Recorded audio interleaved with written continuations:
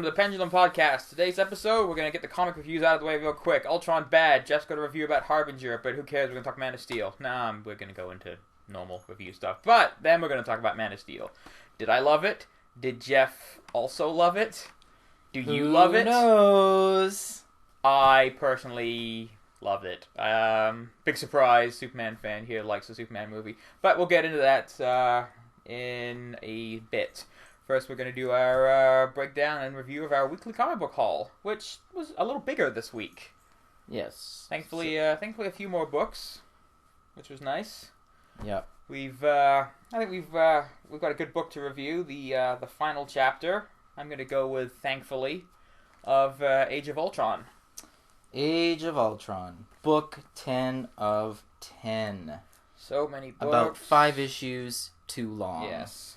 And it's like my first notice on the cover, as it's a not good cover, but, it's not awful. But they don't list any of the writers or artists on the cover. Here's the reason why. There's 800 artists that worked on this book. Almost. Yeah, maybe almost. 750. But, so it would have been just a cover with names. What did you think, Geoff, of Gold Book 10? Was it gold? It was alright. I didn't mind it. It was an okay conclusion, but since everything's been spoiled about it, basically, I did not have everything spoiled. No, not everything. I didn't look at any particular spoilers, but there's a big jump between the end of the last issue and the start of this one.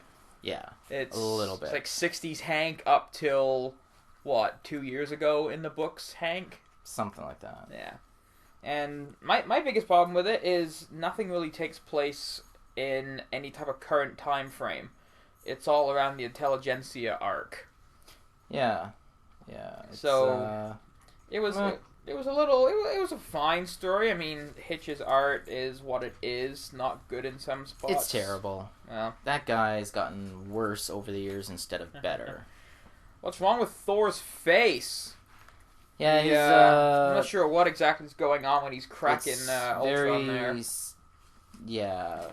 I couldn't figure out the shot where there's like a nuclear bomb thing going off in this Pentagon-shaped thing. I thought they teleported because Hank was saying something about coordinates. Oh. So I thought it was a teleportation thing. I'm like, what? Did he go somewhere? But it looks like it's just a bombed-out building because all the costumes and suits are the same. It doesn't look like they time jumped anywhere, but... Yeah. It was kind of confusing a little bit. It does jump around a bit, this book. Yeah. Jumps around just a little bit. It's plus with the art changes in it, it doesn't help. It feels like 3 different books smushed together. Yeah. Yeah, it does. Yeah. And it does look like they're in the Pentagon. But yeah. It's probably I don't remember much about the Intelligentsia arc. I got some parts of that storyline. Maybe that was there. I don't think building the finale off of the Intelligentsia arc, which wasn't exactly the popular book, was a very good idea. The tension is, I guess, not really great in the book. Mm-hmm. There's just not a whole lot to build any type of tension around. I mean... Well, you know from issue 9 that he put in that self-destruct code. Yeah. That was just so the execution you know of what's it. Going to happen in this issue. Like, they've already spoiled it. Like, and it's not even a dramatic conclusion. It's like, oh, they've blown up Ultron. They've done that 1,000 times. We've seen it. We know what's going down. And I don't know why, but Hitch can't seem to draw whatever that bleeding edge armor, because it looks like crap in every shot that Hitch has drawn here. It looks like a cross between the bleeding edge armor and the extremist armor. Mm-hmm. It's just not a whole lot of excitement in this issue. They try and bolster the action and the intensity, but it feels like they're just going through the motions here. Like, okay, people know what's going on. We've got this. It feels like 2/3 of the book is setting up the payoff that they spent the last 10 issues trying to set up. Yeah. I totally agree. And they've got that weird, like, time frame panel shit going on here with, like, the different moments in time of the characters. So what is this supposed to represent? Time breaking, I guess. Yeah. Or to what effect? I mean, does this have any repercussions on the characters' histories, or Hard to say. Although in the Guardians of the Galaxy shot, Star-Lord is wearing his super classic uniform with the super classic mask. Not his not the Advent landing one, and not his super current one. Because there's the current rocket with him. Yeah. And Wolverine on his freak out shot. I mean, we've got Jimmy Hudson from the Ultimate Universe. Mm-hmm. So we've got cross-universe, cross-time stuff. Old Man Logan. Yeah, but it doesn't seem to Iron Man give 2020. Doesn't seem to give any context to what's going on, as opposed to let's just throw a whole bunch of stuff on here. But maybe that's what the payoff is for the next page, with the shattering of everything. Yeah, time. But it kind of seems like everything that's breaking, overlapping and kind of exploding out is all the Marvel Now stuff. Yeah. So is that the reason why the Marvel Now stuff is happening? Because of this? Because the Intelligentsia took place before the Marvel Now stuff, right? Yes, it did. So maybe this time-traveling story is what caused the Marvel Now... I don't know. Divergence, shall we call it? Not really a divergence. It's just... And next evolution. It's hard to say, because he started writing this book, 2-3 years ago? Yeah. And it just putting it out literally now. feels like an overlay, like the second double-page splash. Yeah, it's just not great. And the continuity issue I have, I was like, I don't know where the page that's taking place with...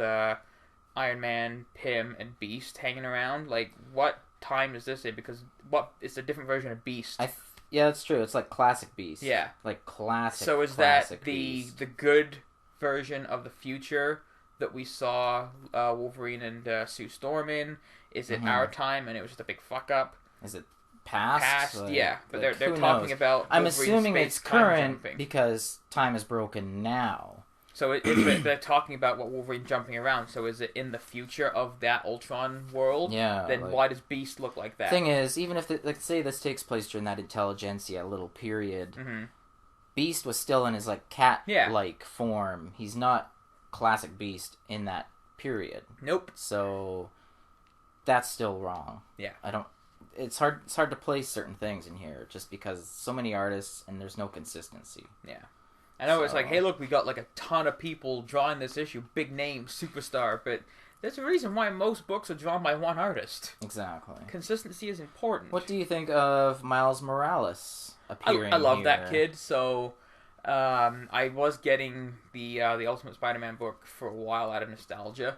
Yeah. But I've really enjoyed the Miles Morales stuff that they're doing. I like him as a character. He seems like he has that youthful energy that Parker used to have in the books. What do you think about the Galactus shot here? Spoiler. Kind of cool. I like the shot. It's kind of neat to see an actual Galactus in the Marvel Ultimate Universe. They've done a version of him before, but it was cloud of garbage, flies or whatever the hell it was. Mechanical bug things. It was crap. Yeah. And then we've got the ad for the Hunger #1. It looks like it is going to be our Galactus chomping down on the Ultimate Universe. So, I mean, I don't know if that's going to be... I mean, rumors have been circulating around for a while that they're wiping the Ultimate Universe. And that was actually the rumor that came online, I believe, yesterday or this morning, which obviously you didn't see, was that possibly they will be getting rid of the Ultimate Universe, and in the new Mighty Avengers title, that is actually Miles Morales in the costume, not Otto Octavius or Peter Parker. Huh. That is Miles on the Mighty Avengers team in our universe. Possibly. So the only popular character from the entire Ultimate Marvel Universe comes over to the 616. Yes.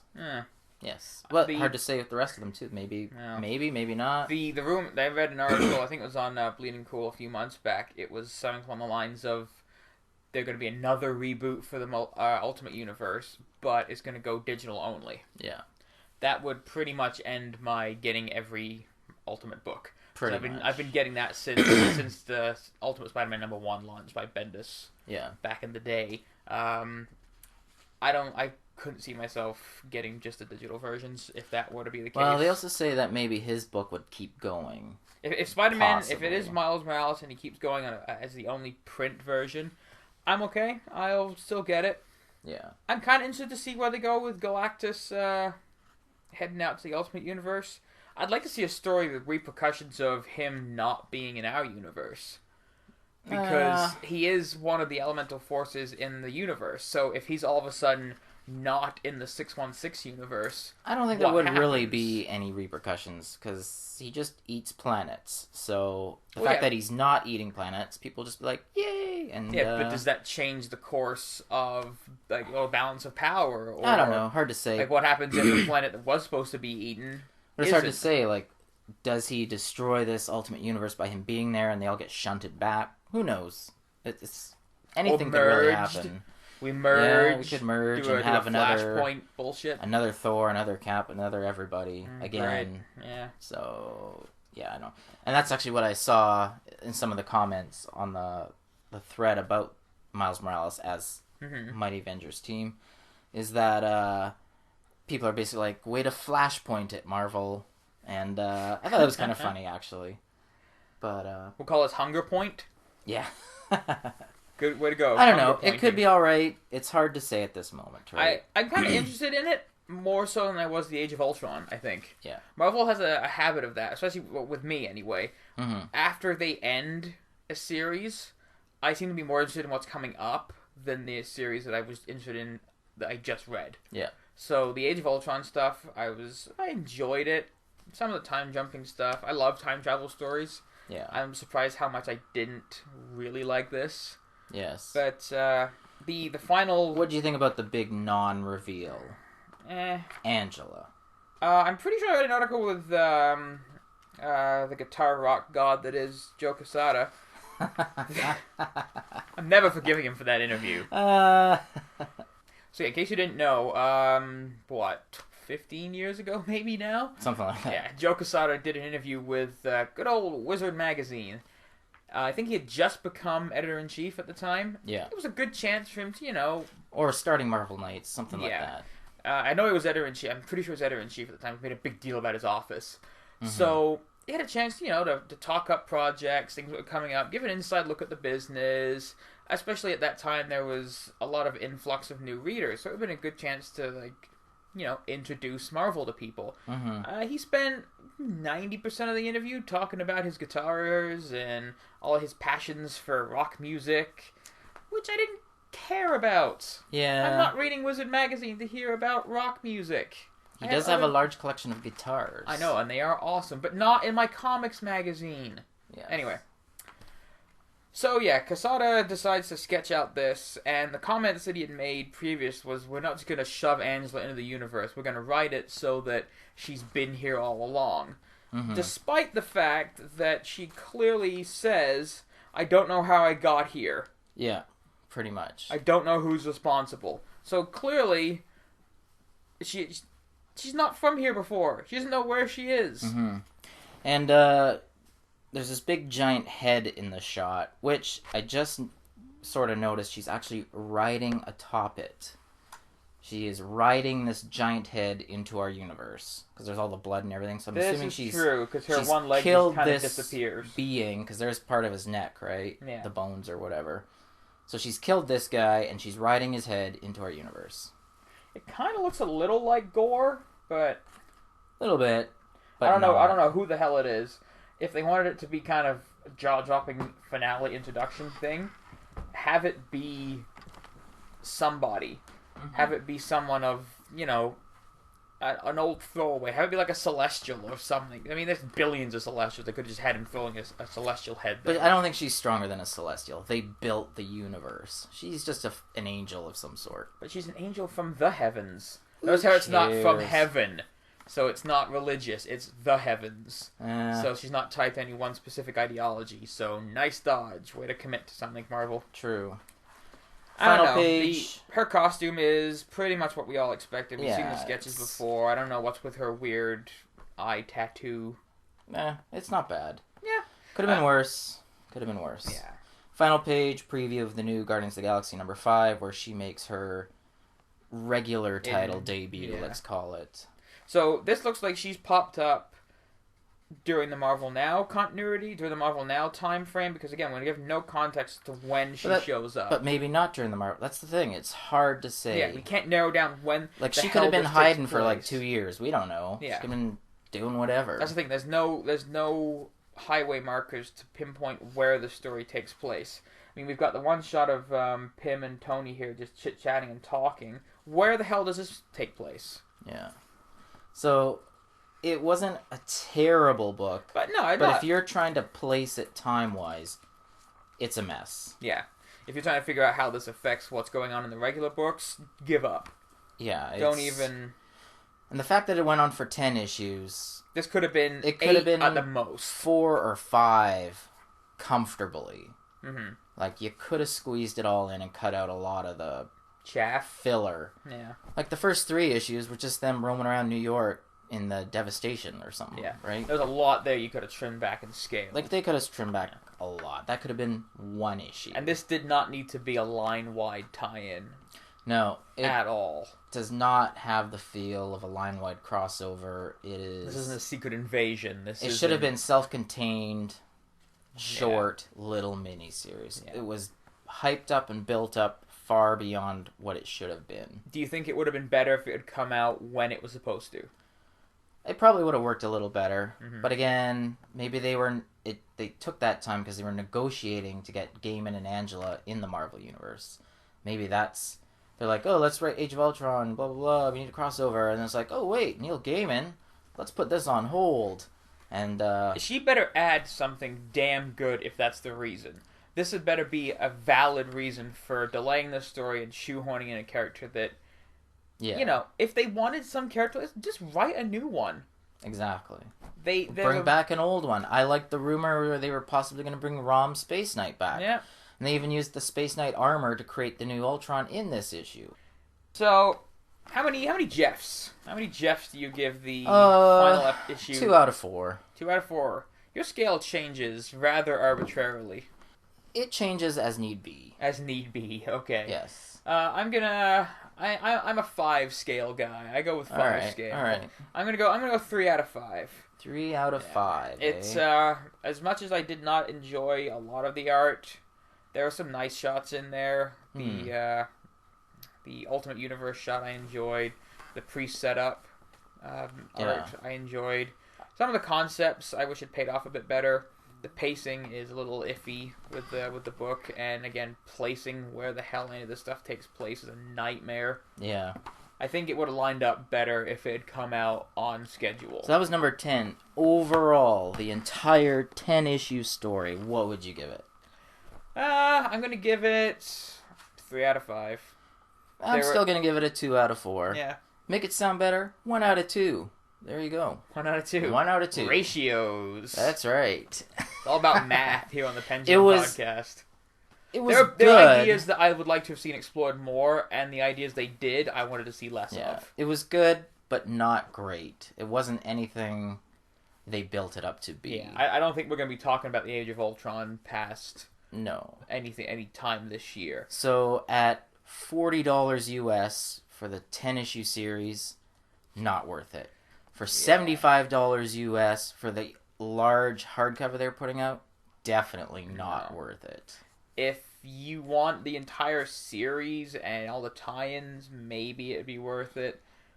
If you really loved all the tie-in books, you have to be books actually, I think were super hardcore fan to pick up that $75. I enjoyed the tie-in books. I think more than the actual some of the tie-in books more than the main ones, even though they were completely unnecessary because they were written by better writers and drawn by a consistent art team on the books that we've grown accustomed to. The Uncanny Avengers tie-in was good with Kang and the Apocalypse Twins. Yeah, that was a good one. The Sensational Spider-Man was a good one.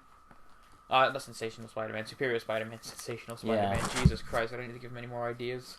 But all in all, though, it was a Marvel event, overhyped and pushed a little harder than it should be for a story that wasn't what they had pushed it to be. Exactly. So, Geoff, you hold a trade in your hand. All right. It's this week's You showed it to the camera. Paperback review. I was actually showing it to you. Nice cover. It is Harbinger Volume 2, Renegades by Joshua Dysart, Phil Brions, Barry Kitson, Lee Garbett, and I don't even know. We'll just skip him. Perez, maybe? I don't know. It's just Doug. I'm just kidding. Yeah. I'm not sure. All them So, pictures. for those that don't know, Harbinger has come back from the new Valiant publishing company. Previous Valiant character, I'm assuming then? Previous Valiant characters, all pre-existing. Maybe a couple thrown in that are new. But I didn't really read Harbinger that much when it first came out. I know nothing of this character. So, main character in this book is Peter Stanchek. Main villain is Toyo Harada. They are both, in the Valiant universe, what they call psiots. Kind of like... could be like mutants in the Marvel universe, or... Metas type of thing. Yeah, metas in the DC universe, whatever. In Valiant, they're called psiots. So anyways, Peter Stanchek is one of the most powerful, if not the most powerful psiot in the entire universe. And he has the ability to awaken the powers in other potential psiots. How they know their potentials, they don't really explain in this trade. But he has a list. He's checking it and twice? He's checking twice, yep. He's going to go and recruit some because in the first trade, or in the first story arc, he got pretty pissed at Toyo Harada because he found out, hey, he's a bad guy. So... he didn't know he was a bad guy? He did not. He were thought they friendos? It was kind of like a Karate Kid mentor session, right? Ooh. If Mr. Miyagi Peter Stanchek was Ralph Macchio, and yeah, Toyo was... was... a great twist on that movie. His final fight in the tournament is against Miyagi. Oh, shit. So, double remake. It's good. It's a good book. All the Valiant books are good, actually, this go-round. Not that the other round, the originals weren't as well, but... it's a good book. The art's a little spotty this time because it's almost like there's a different artist every issue. So that kind of, again, kind of like the Ultron book, little uneven. But consistency is important. Story-wise, there is one writer, and he does keep it together, and it's very well done. Keeps you interested, keeps you hooked. Best character, though, has to be Zephyr. She is a... probably 300-pound girl who has the ability to fly, but she's cool because she's like a super nerd and she likes comics and Firefly and Star Trek and all this stuff in here she mentions. And she actually saves the day a couple of times in here.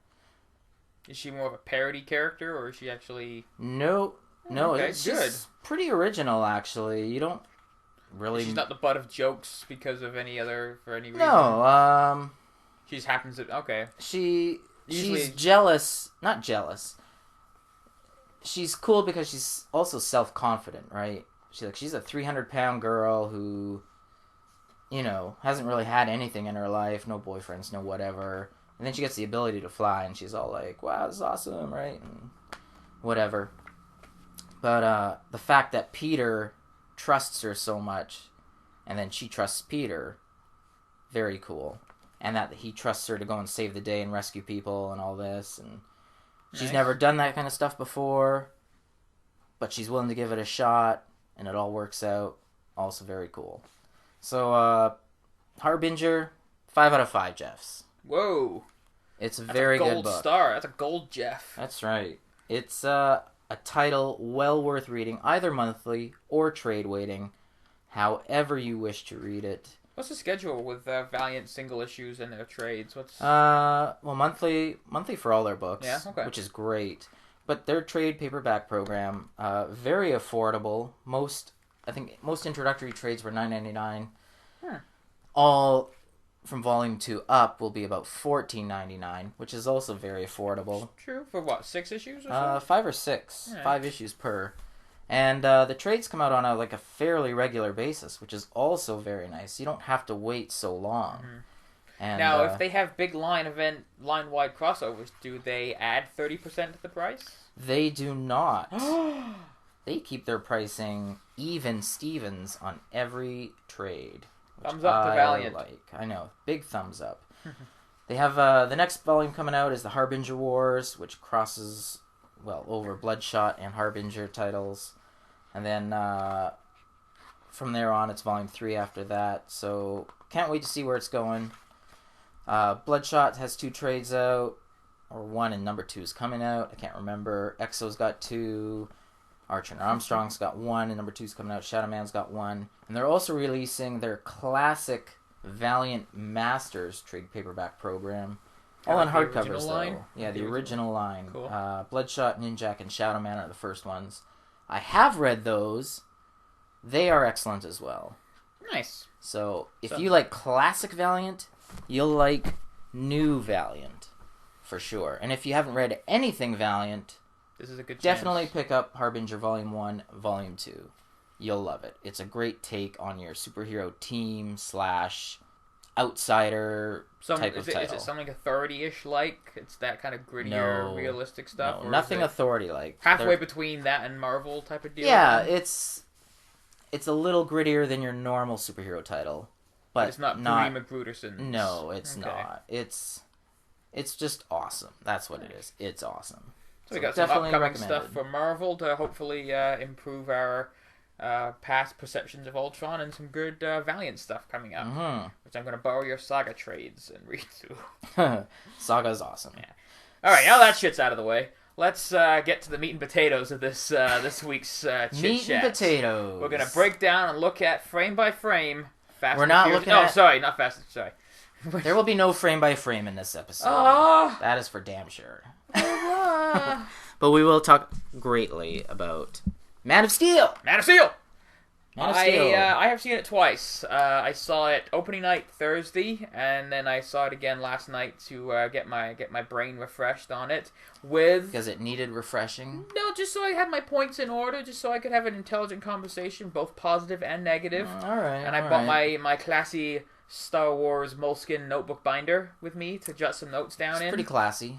Yeah. It's pretty classy. And I must say, my penmanship for writing inside of a small notebook during a dark theater, I gotta say, I did pretty good. I can see all the words. It's kind of slanted, but it's still pretty good. As a tip for people out there who haven't seen Man of Steel yet, take my recommendation for the nothing that it's worth. Skip the 3D, adds nothing. Do go see it in a normal theater or a VIP theater. It adds crappy glasses to your face. Yeah, that's what it adds. That's all it adds. But the first showing, as mentioned in the previous episode, I went and saw at an Ultra AVX theater. Mm-hmm. It was too loud. Before the movie even started, the trailers and the shuttlecraft thing that's so it also added hearing loss. It was. I felt my hair move during the movie. Senses. Apparently, there's 8 or so speakers in the ceiling that just blast sound downward into your skull, and it was uncomfortable at some points. And just to be clear, this is a loud movie, so perhaps taking a baby to the theater not the best decision. But someone at my viewing last night decided that, hey, I'm going to take my infant baby out for a nice viewing of Man of Steel. Didn't even make it past the opening title crawl before the baby was losing its mind and had to be taken from the theater. So, Man of Steel, if you are an infant, I would not recommend going to see it. No infants. No infants. If you're an infant listening to this podcast, thank you. Don't go see Man of Steel. Wait until you're about 2. Alrighty. So that sounds good. Yeah. So hit the high points. What did you like about this movie so much? I loved the fact that we finally got a Superman movie that felt like a Superman should be. Yes. I mean, there was things that he didn't do that he should have done, but there was things that he did that you're like, okay, that's Superman. Mm-hmm. When he can float and fly around, having him like crawl up or stand or walk a distance is kind of, why would he do that? There's scenes right towards the end of the film. This is gonna have spoilers in it, so in case you haven't seen it, don't listen. Yeah. Listen after you've seen it.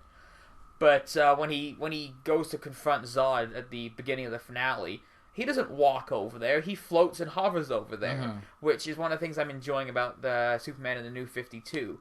I can't really recall too many shots in his books where he's actually walking on the ground.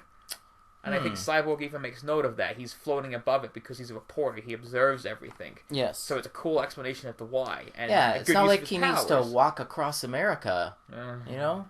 Like that. Harkening back. That never happened, remember? That's right. That doesn't happen now. Yeah. That's gone. I think DC even didn't want it to happen while it was happening. But he's thrown into the ground, and instead of like going down to one knee and pushing himself up, nope, he just floats up. Because that's what he would do. He's got great fights with other superpowered beings. He has the fight in Smallville is great.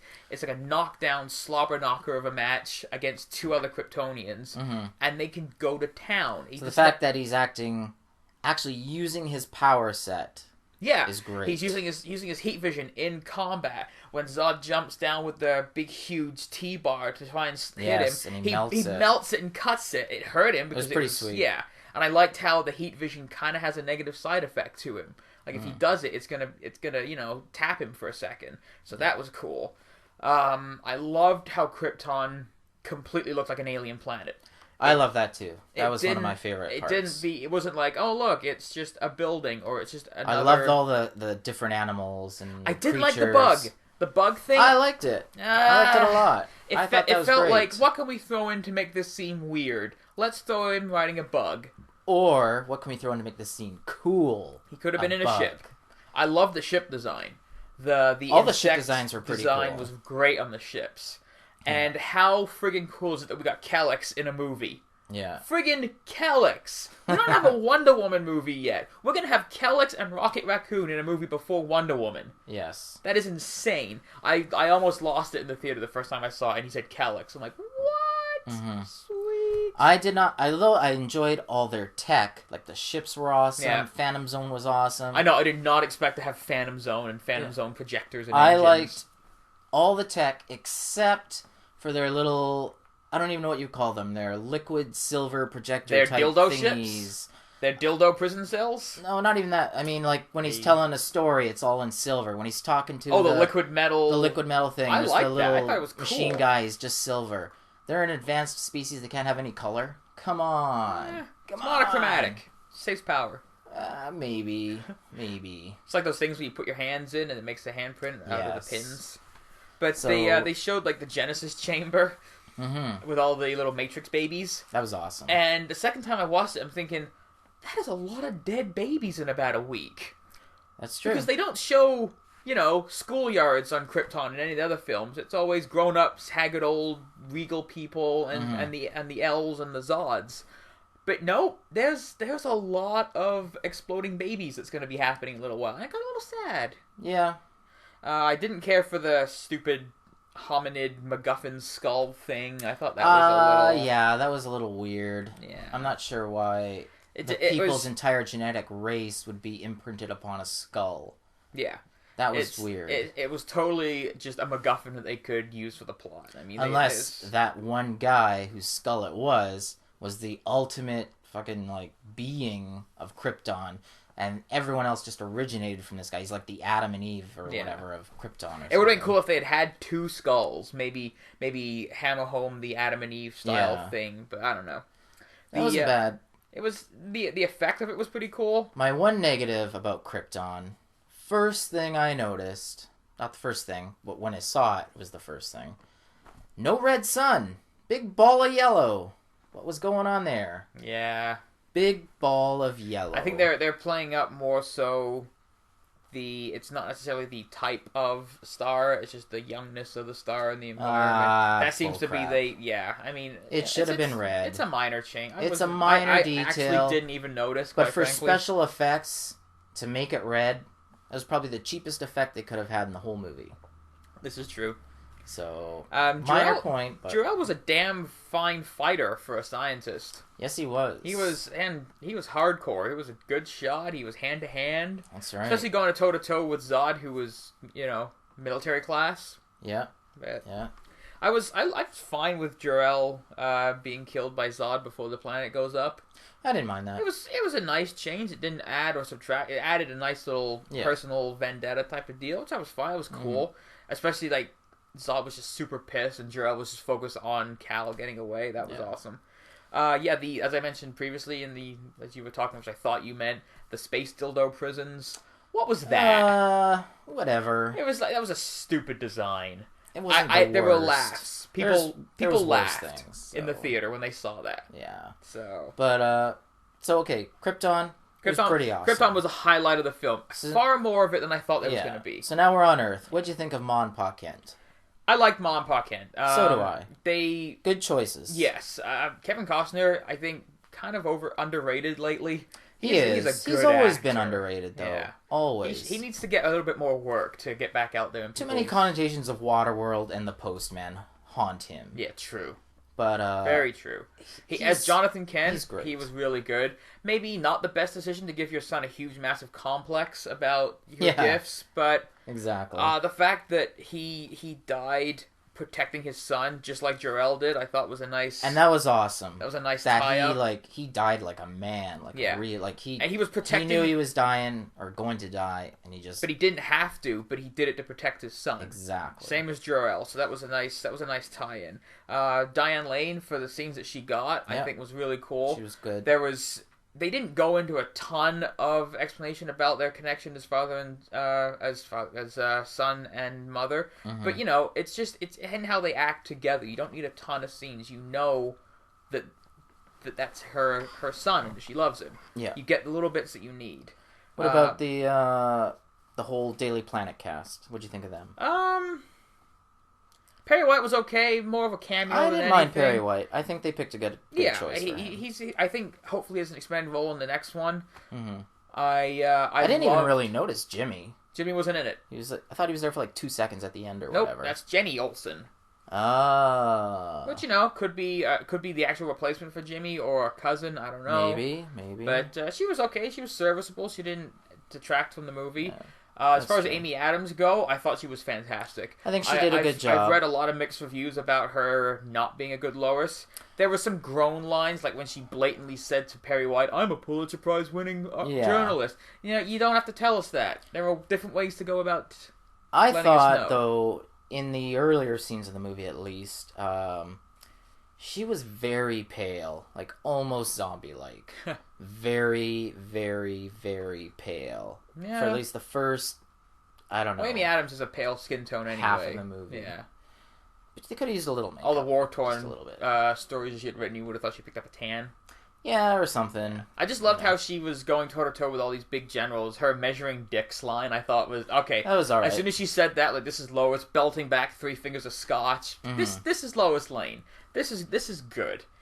I loved the representation of his powers as a kid, like the creepiest shit X-ray vision. Yeah, that was cool. Like we've never seen that before. Yeah, exactly. Him like getting his powers and growing into his powers. I loved how it was kind of they all popped up at once. It wasn't, hey, you're getting heat vision this week, or hey, now you can hear really well, or you can't fly for 18, 25, however many years because he's a dick. Hello, Smallville. Yeah, I loved the heat vision, the effect, how it's kind of boiling behind his eyes, and you get the heat effect around like his eye socket. That was awesome. That was pretty cool. Yeah, and just got to say, Henry Cavill is a massive human being. I'm sure he worked out for this role. Well, yeah, but he's huge.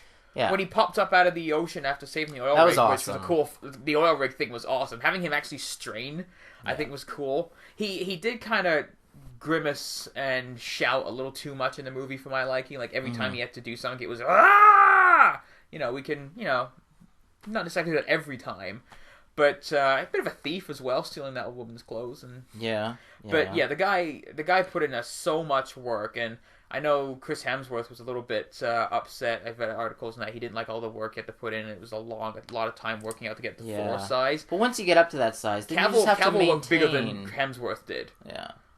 He's not going to maintain that because that takes a lot of maintaining. So he's smaller now. But if they fast track the next 2 movies, it won't be too bad to maintain it. But yeah, Cavill certainly looks like Superman. The jawline, the cleft chin. I think for me, he is now my favorite Superman. I'm always going to have a point in my heart for the Christopher Reeve because that was where I first got introduced to the character. That's where I first, but me too. It's I can look past and appreciate the new version. For me, as far as Superman-ishness goes, this is the best Superman we've had since the Justice League Unlimited Superman. Yeah. What did you think about the battles?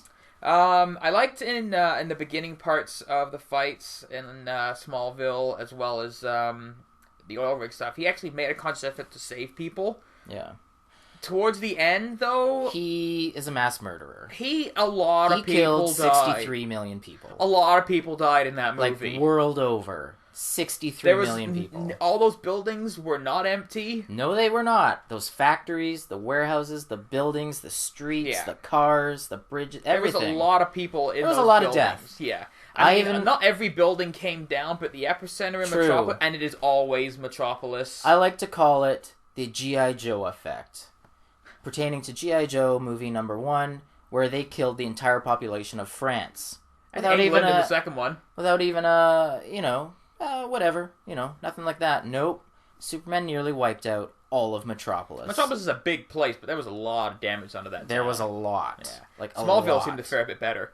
But he made a conscious effort in the Smallville fight. Like, he caught that guy falling out of the plane. He told people to get off the street. The people in Smallville... that you save one guy and then let thousands thousands more die because of your carelessness. The people in Smallville are clearly smarter than the people in Metropolis because they got the hell out of Dodge. They did get out of the way. People in Metropolis are like, what's that? But I mean, that was just in the street fight, really. Yeah, this was like an all-out brawl. But the big ground pounder thing...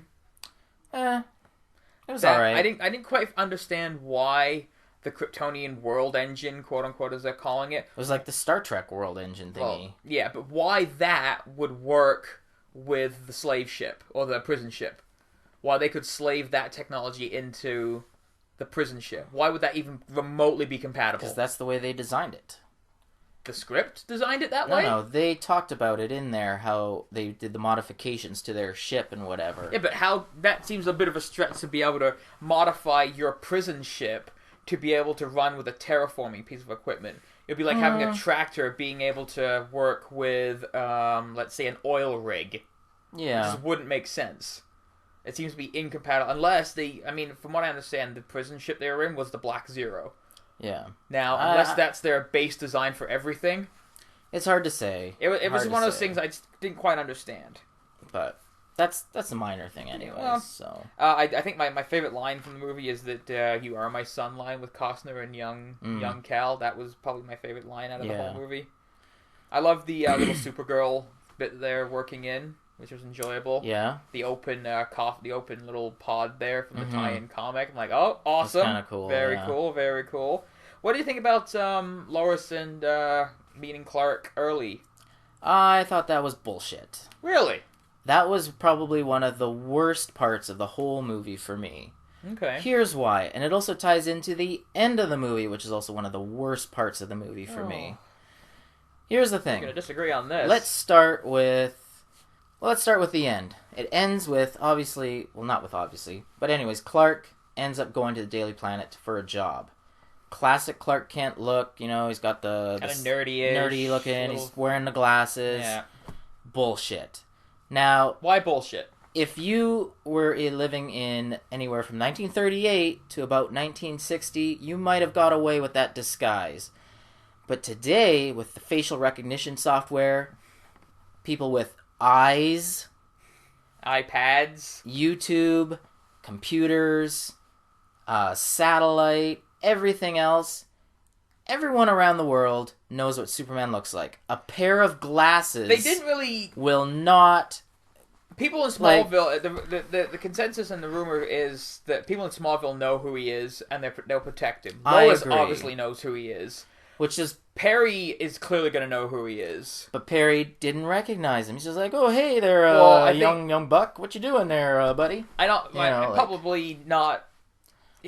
Perry was the never whole really... world is going to know who he is. No one really got a good, clear, square look at Superman's face. I'm sure they did. He was zipping around fighting Zod all over the place. Doesn't matter. You could take cell phone camera pictures. Someone had them, whatever. All you got to do is pause it. The FBI can do wonders. CIA, Homeland Security, friggin' everybody. The Canadian Security Services. Anybody in this world now. I think the speed at which he was moving in the context of not the fight through the whole thing. He was all over the world in various fast, He whatever. never got back to Metropolis. He was in Smallville for that big fight. Go on the assumption that Smallville isn't exactly CCTV ready. Doesn't matter. But there is footage of him. That's my theory everywhere. as to... I don't think so. My theory as to why, and I just thought of this, one of my problems with the film was, why the hell did Superman go to South America to bust up the world engine? Why did he not take his ship and throw it into Zod's prison ship, the Black Zero, in Metropolis. He could have shut that thing down a lot quicker. The military could have handled the thing that had no superpowered defenses other than that little tentacle things. Who knows what his reasoning was? But I think that's why they kept him out of Metropolis until things had gone to shit, because people would have got a look at him. Yeah. That's my theory. But have him go down to South America when no one's around. In today's information age, no. The fact that he just walked into a building full of investigative reporters, TV people, everyone else you can imagine. Nobody got a square, solid look at it, because he never had. Who got introduced to Superman in the movie? The military. That was it. Nobody got a standing... Doesn't matter. Nobody saw what he looks like. All they saw was a guy in a cape. There's like 8 billion cameras all over. In a city that were destroyed. I'm pretty sure... Not all of it was destroyed, though. Lots of it was. Yeah, and the bits that weren't destroyed, they were zipping around and flying not through. A single person in the whole world got a picture of that guy. Not one. The opportunities that were presented to you during the movie, I don't think people's... bullshit. I don't think people's priority was that. That's the suspension of disbelief there, right there. Which... didn't break it for me. No. During the parts of Metropolis where he was fighting Zod that were screwed up and destroyed, no cameras. The other parts, they were up in the air, flying around super fast. Nobody would have seen it. No. I don't care how fast you're going. If they had reproduced or done a similar scene to Superman, the movie, where he catches the helicopter and you've got 1,000 people standing around watching him, I think that's why he never got a shot like that in the movie. No he didn't get a world introduction shot. I can't... It's impossible to think, in today's information age, not a single camera in an entire city or cities. Then how do we still have serial killers and murderers that go around? Who knows? People still aren't always found. That's true, but they are actively hiding. That's different. Serial killers don't want to be found. Superman, he was out in the open a lot. Flying around at like Mach 2. So anyways, the point is, that disguise does not work in this day and age. The bit I'll agree with you, the battle in their version of Grand Central Station, he might have been caught on film there. That would be the only time that I think they might have caught him. I'm sure if we were literally living in that time, in that movie, at that place, there'd be footage all over YouTube. All over, everywhere. I don't disagree with blogs, the footage. I don't think we would have had HD versions of him close in the face. I don't think not enough of him was caught solidly on film. That's a moot argument. All right. He is on film. Agree to disagree. I can't believe you even think that. Like, that's crazy. Okay. You know what technology can do. All right. So that ties into Lois finding out he's Superman. Bullshit there as well. Why? There's no way she doesn't know he's Superman. Your point is flipped. No, listen. She's like, oh, in the Arctic, who is that guy, man? Like, oh, I better go find out. So she investigates all these weird sightings of guys doing weird things. Backtracks it. Just sort of backtracks it. Gets to Pa Kent's grave. Bring that point up, I feel that was the wrong time to do the death thing. They should have had the tornado thing before he got to the grave. Yeah. So anyways, he's dead. We know. Somehow, she gets there, figures out, must be this guy. Then Clark shows up as Clark, and he's like, yep, it was me. Even though during the whole film, Pa Kent's like, keep your identity secret. Don't tell anyone. He didn't. People are going to hate you. Figured it out. Blah, blah, blah, blah, blah, blah, blah, blah. No. What was he going to do? Lie to her completely? Not show up. Don't go see her. Let her keep wondering. And that was bullshit. If he keeps the fact that she found out so easily, any reporter then could find out that easily. She is a Pulitzer Prize winning reporter. There's only one. She knew where to start. She knew how to backtrack it. She had the information from an actual encounter to backtrack through all the military stuff that he worked at that camp, through his jobs up north. She had a connection to find him. But if she can do it, everyone can do it. But everyone didn't have where to start, and that's the biggest thing about doing a report, finding out where to start. And if he didn't go and talk to her and kind of like alleviate her fears and basically come out and explain his situation to her, she would have kept digging. She would have put pressure on Ma Ken. I think it would have got blown out of proportion. That investigation was stupid. That was one of the stupidest points of the whole quick. movie. It was a quick one. I'm fine with her knowing, however she got there, I'm fine with her knowing that he's Superman, Clark Kent, because it's not going to work. She kissed him, she saw him, she was around him, he showed up at the planet with the glasses on, she's going to be like, "Bah?" She's going to know. I know she's not going to try and actively give him away, but Perry White has fucking glasses. Or has eyes. He can see. Everyone else can see. I don't think he got too much of a good close-up. I'm pretty sure he did. He was in the background rubble when she was making out with him, no. Again, that's a nitpicky point. That's not nitpicky. Some of the things I've seen... His disguise, terrible. It doesn't work modern-wise. It is terrible. I'm hoping it might be something they do deal with in the sequel. People were saying it was very downer of a movie, it wasn't very humorous. It wasn't very upbeat at all. I'm fine with that, with the stakes that were going on and what the character was going through and the context of the story. Throwing in too many jokes and humorous parts, I didn't think worked. There were some funny bits, That's true. He's not Iron Man. Yeah. He can't be Iron Man. There were some funny bits. The bit where he got shoved and just stood there and took it. Yeah, it wasn't like laugh out loud funny or anything. There were people laughing at the theater I was in, and when he fucked up that guy's truck... Yeah, that was all right. That was cool. Although, I mean... When the thing was going to fall on him in the boat there at the beginning, the guy tackles him out of the way. Yeah. Wouldn't he have just bounced off of him? Unless he saw him and took the tackle. Maybe that's the explanation of it. There was one little joke that I think I haven't seen anyone online catch, but I don't know if I saw it or if it's actually true. That polar bear running along, I swear to God, is a joke about the Kevin Smith, John Peters story about Superman Lives. I remember that scene clearly, but I don't remember. I don't know what you're referring to. Remember in the John Peters when John Peters was doing Superman Lives or whatever, and Kevin Smith was writing it. Kevin Smith was going on about the story elements that he wanted in. He wanted the Fortress of Solitude. Can we have polar bears up there? Can you fight some polar bears? I want Superman to have these. There's gonna be polar bear fight. We're actually gonna go and kill some polar bears. And I don't know if that was put in as an inside nod or a joke, but it made me laugh. If it was unintentional, still funny. If it was intentional, good job. The money shot of the entire movie was still him walking out of his spaceship. Yeah. Just the cape fluttering. If that was a CG cape, I think for most of the movie, I think they're going on about how the cape was CG. There's behind the scenes shots where he doesn't have the cape on. So that was pretty cool, pretty well done. But yeah, the money shot of him walking out of the ship. It looks like an Alex Ross. Real life I did Alex like the Ross. costume. I love the costume. Yeah, the no red trunks. I think it's great. It bugs me in the DC books because from a static shot, you need that break in the visual between the blue. On a person in a moving picture, like a movie, I'm fine with it. The little details around the belt bit are fine. If you had a solid belt, I'd be a little bit happy with it.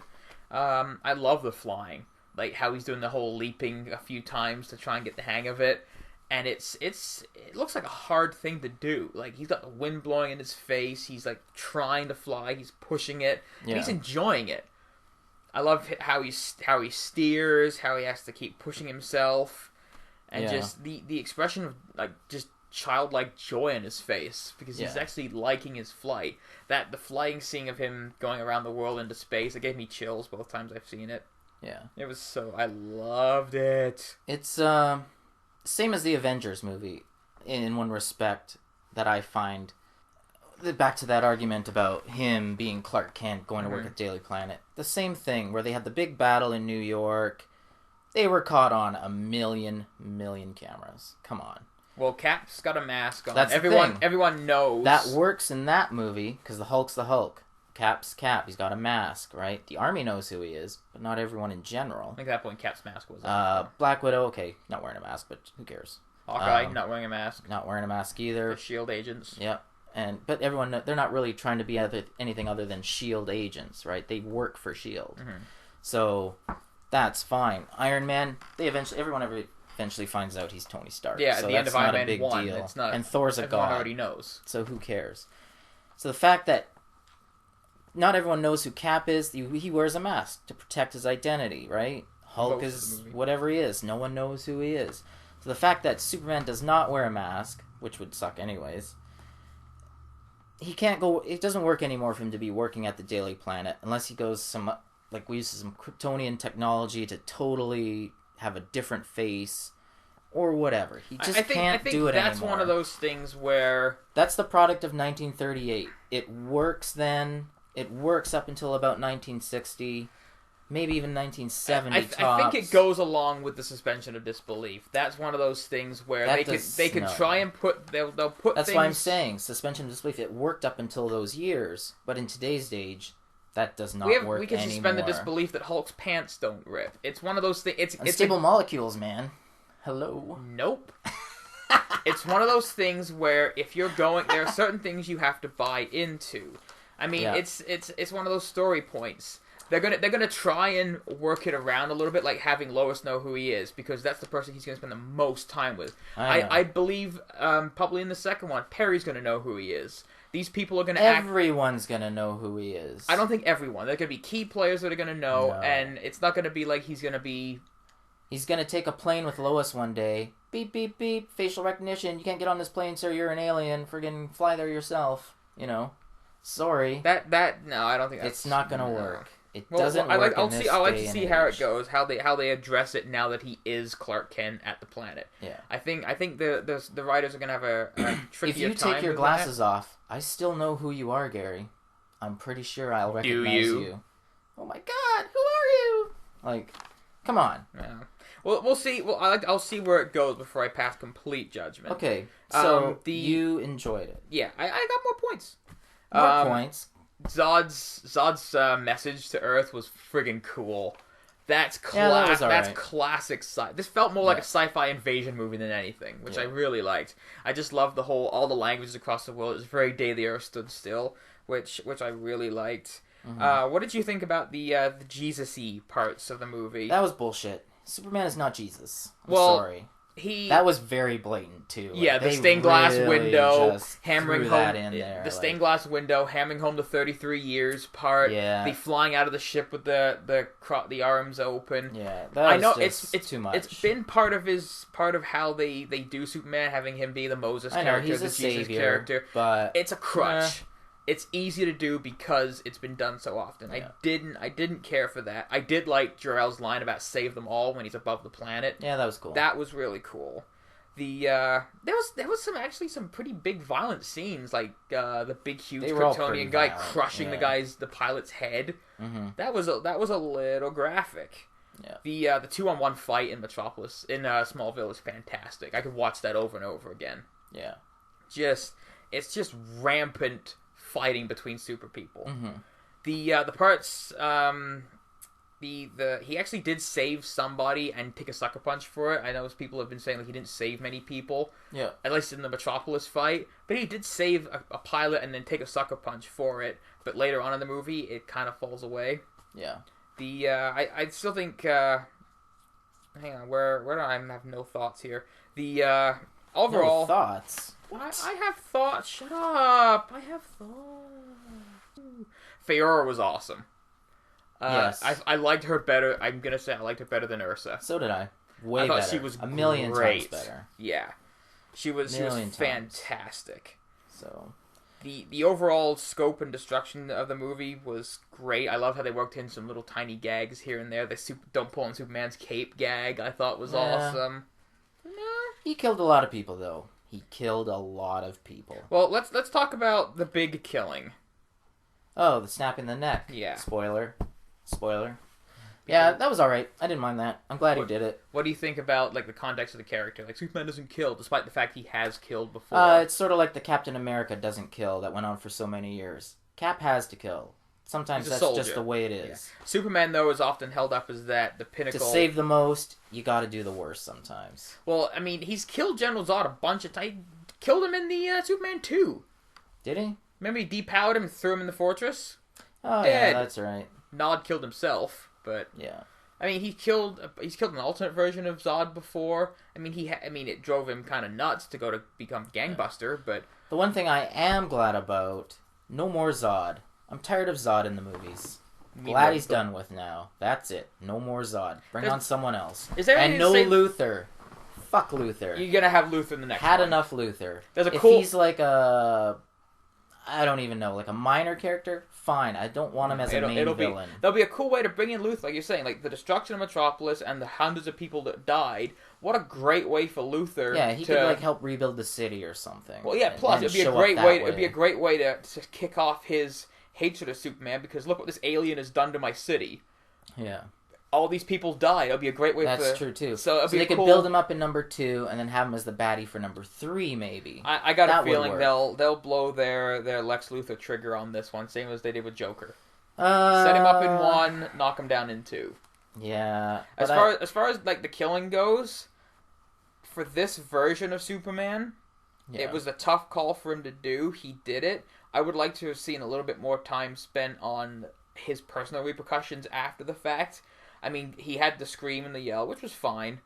But then the next scene, he's trashing military hardware. It's like, oh, he's fine now. He's going to write some stories with Lois at the planet. Yeah, everything's hunky-dory now. It was just not enough spent on the repercussions of that. I was fine with what he had to do because it wasn't, okay, I'm just going to, you're done. He was trying his best to come up with a situation. Someone online had written an article about, way to go, you proved the villain right. He proved the villain right about there was only one way for us to end. He didn't prove him right about his entire MO about what he was doing. Yeah. So, completely different. Overall, really enjoyed the movie. Yep. It was fantastic. I enjoyed it too. But so, let's get on. Do you want to do your what did you enjoy the most about the movie? Pretty much everything you mentioned. Yeah. I enjoyed it overall. Fight scenes no were great. Fortress of Solitude, which was kind of weird. I'm glad there wasn't any Fortress. Sick to death of that shit too, man. He can build that up in number 2 or 3 exactly. or something. We don't need everything in the first one. We do not. No Luthor, fantastic. Yeah, love that. I thought from a ground, no kryptonite. I thought was brilliant. Yep, no kryptonite. Awesome. Let's build up, and then there's glad that Zod's dead. No more Zod. There's great elements that they have that can be used in other movies. They don't have to cram everything in. Yeah. So negatives. Because of the stupid identity scene at the end, the shitty investigation. What did you think of that last line though? Welcome to the planet. That was awesome. I thought that was great. It would have been better if he's like, "Welcome to the planet, Superman," because he knows who he is. He knows. Everyone knows. Everyone. Lois is the one that said, "Welcome to the planet," and yes, she knows. Yeah, but everyone there knows. No, they don't. Yes, they do. No one. So she should have just said, "Hey, Superman, what's up? Come to work some hours here. Write some stories about your experiences." No. So overall, for a rating, I gotta give it 6 out of 7 Geoffs because those 2 absolute shitty scenes. Otherwise, the movie was perfect. Otherwise. That's a very high rating, and there was a lot more problems with it than that. Those were my main problems. Okay. Problems. I don't have a whole list of problems. I had 2 problems. And the red sun was just very tiny. Okay, I honest to God didn't even notice the red sun. Yeah. It seems a little weird that they didn't do it, but I'm not like, why didn't they? But some of my overall problems with it, it has 1 speed. The movie is go. Which is good. I love that. The smaller parts I enjoy, like when he was talking to his mom. I love that. Like they're actually people interacting. And another problem I had was the dialogue didn't seem like dialogue. It was speeches to convey plot. Whatever. It wasn't character. That was minor for me. It was minor for me the second time view, but the first time seeing the movie, it was deliver speech A, deliver speech B. The smaller times, like you are my son. So was that a major problem then for you? For me, it was a major problem. Do you have any other major problems, or just tiny little detail problems? I think dialogue not feeling like people talking is kind of a major problem. No, I didn't notice. I thought it was fine. It was a fight movie basically. You don't really need dialogue. You just need people busting shit up. Yeah, but you can't go from 0 to 100, stay at 100, and then never ratchet back because then it just gets boring.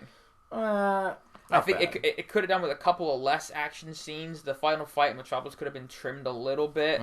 There could have been some more him actually being a hero during the fight. Like if he had saved a few people, cleared out some building, if we had been told that this building was being emptied, things like that, maybe that'll pay off for the sequel. But as I said, the pacing is kind of all over the place. It goes to the left, to the right. The consistency is. So how about another major problem? No minor problems, just majors. The worst things.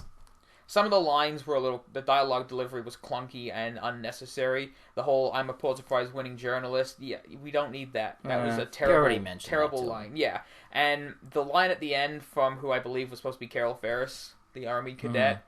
That is the dumbest line I have heard in a movie. He's hot. Yeah, that is so stupid. Yeah. It is friggin' ridiculous for that line to be in a movie.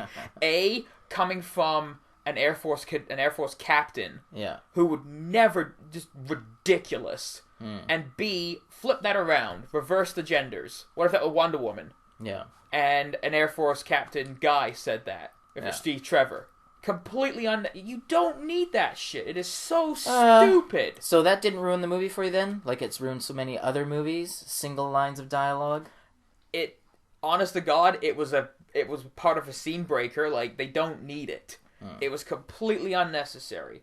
And like the big things for me were the dialogue fell off and didn't feel like characters interacting. It didn't feel like human beings communicating. For number 2, you just want a better script. I would like a better script and, dial it back a little. Go to 100 at the beginning, dial it back. Jump it up in the middle, dial it back, and then hit us at the end. Yeah. Don't go. You're not Charlie Sheen. You don't have one speed. Go. All right. So overall, then, you like the movie. I honest to God, I love the movie. Okay, and you've seen it twice, which is good. You gave them some more money. So, what would you rate it then, on whatever scale you want? On my scale, I'm going to give it a 4.5 out of 5. 4.5, that's not bad. Yeah, I thought it was a fantastic film. It is a quintessential summer blockbuster. As far as putting it up to, like, people comparing it to Avengers, it's a different film than Avengers. It is. Avengers has stronger points than Man of Steel. Man of Steel has stronger points than Avengers. Yeah.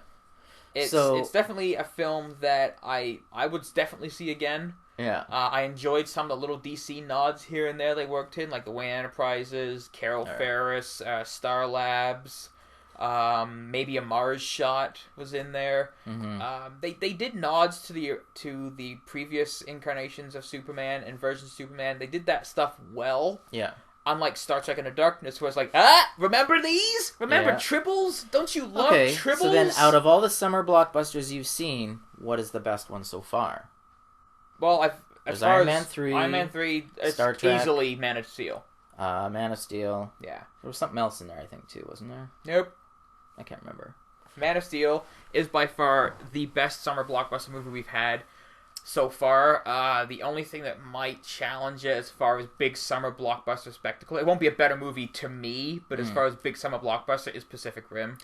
Alright, well for me, I still have to give the nod to Fast and Furious 6. Yeah, I'm not surprised. It had a better balance of action, dramatic scenes, comedy, story, all that. No. I still think it was just a little bit better. Now, I could watch both over and over, but for me, I can watch Fast and Furious more than I could watch this movie. But the one that will stand the test of time is this movie, Man of Steel, because Fast and Furious will soon become outdated, while Man of Steel, it's just good guy, bad guy, fighting, whatever. That will still work over time. One criticism I have about the reaction to the movie is people going on about how it evokes a lot of 9/11 imagery. I'm sick and tired of hearing about this. It did a little. Every time a nuclear bomb goes off in a movie, we're not like, Hiroshima. I know. Like, exactly. It's not gratuitous. It's not in there just to knock buildings over. It works in the context of the film. Yeah. And every time something like that happens, it doesn't automatically mean that they were thinking 9/11 in their heads. Yeah, exactly. And by the way, it's not just an American movie. Mm-hmm. It's going to show all over the place. Exactly. I know he's an American character, quote unquote. At least in this one, the writers have said that next one he'll be an international character. Exactly. But having everyone online and all the columnists say, a lot of columnists, not all of them, a lot of them, saying, it's all 9/11 imagery here, 9/11 imagery there. It isn't. If it was gratuitous and unnecessary, yes. But when it services the story, I don't think you can't slam it for that. That's true. Yeah, a building's gonna fall down. That's what it's gonna look like. You know why? Because that's what it looks like. Like, Jesus.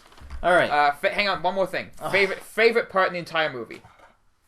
I don't know, actually. Is there one part? Just the battle, I guess. Which one? The last one. Like, the entire... Through Metropolis, yeah. Okay. Through Metropolis. My favorite part in the whole movie was when he flies super speed into Zod, grabs him through the cornfield and starts pounding him and says, "You think you can threaten my mother?" That was awesome.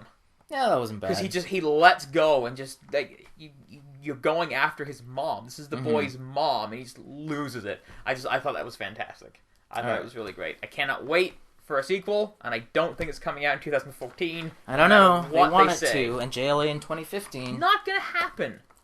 Who knows? It's impossible. Who knows? And it'll be a worse movie if they try it. Remains to be seen. But My we'll find theory. out.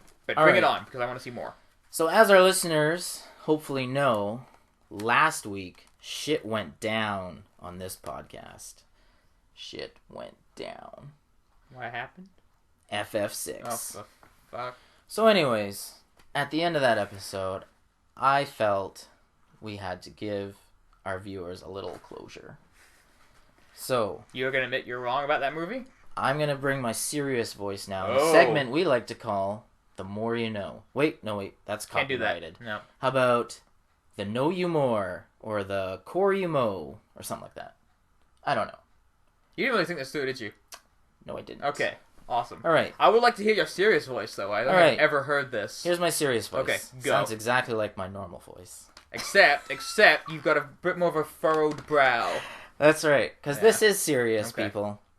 So I had to write it down even, just so I hit all the points. And you made fun of me for my notebook. I didn't make fun of you for the notebook. It's pretty classy. Yeah, especially the Star Wars one, which I love. So here we go.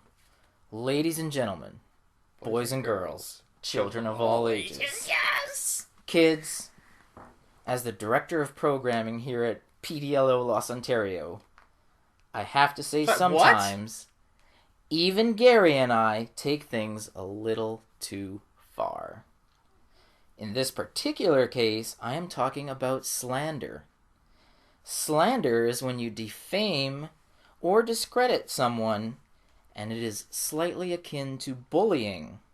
And bullying is wrong. I felt bullied, I will admit. So on behalf of us, more specifically Garry, I would like to apologize to Vin Diesel, and to a lesser extent, Paul Walker and Noah Wiley. Vin, Mr. Diesel, you are a god among men. And my co-host and I am sure did not mean what he said last week about FF6, which was awesome. No, I'm pretty sure I meant every Just as I am word. sure that the new Chronicles of Riddick and FF7 will also be. Okay, the new Riddick film looks pretty good. Although it looks like Pitch Black 2. So please accept his humblest apologies. And as a Nope! precursor and precaution, apologies to Master Thespian Nicolas Cage, for whom my co-host may, or what he may say in the future. Are you preemptively apologizing to Nicolas Cage on my I behalf? am. Kids, say no to drugs. Stay in drugs, say no to school. No, wait. No. But yes. I meant every word that I said. You did not. So, go see FF6! See Man of Steel twice for every time you see FF6. No, it's not worth it. Yes, it is. FF6 is more worth it. Because you More want to see FF7 next year! Oh, At the same time as Man of Steel 2! Not gonna happen. That'll be another debate for the ages. Oh, Jesus. This wasn't one for the ages to begin with. Oh, it was. Because the clear winner was obviously FF6. Man of Steel. Hot lady factor? FF6. Man of Steel, one slightly zombified Lois Lane. Pandering factor, definitely FF6. That's right. Cool cars, racing, You know what pandering means, Geoff? stuff like that. Pandering is not a positive. I know. Cool cars in Man of Steel? 0, but they had cool ships. So that's kind of even. Ships equals cars. That's right. Ships equal cars. But cars could bring down an airplane. Can ships do that? Yes, they can, but they didn't show it. So there.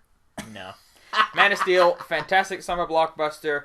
Definitely worth your time. Check it out. It is. Great film. You'll Cannot be wait. angered by the ending as well, believe me. Doesn't work in this day and age. There's going to be a lot of debate over that for a while. I'm looking forward to seeing how the identity does play out in the second one. It can't. It literally can't in this day and age. It cannot. I think it works. Discussing it with other peoples whom I know and you know, Face blurring. they also agree. Face blurring. What? So he just moves his face at a constant They've vibrational literally frequency? said that in the books before.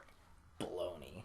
I will get you the issues. I'm sure they do say it in the books. Yeah. I believe you. But there's no way. No way that's going to work. Up until the end of that movie, I don't think anyone has got a concrete shot of him on film, published film. Baloney. That's Baloney. my belief. That's why I think it works. No.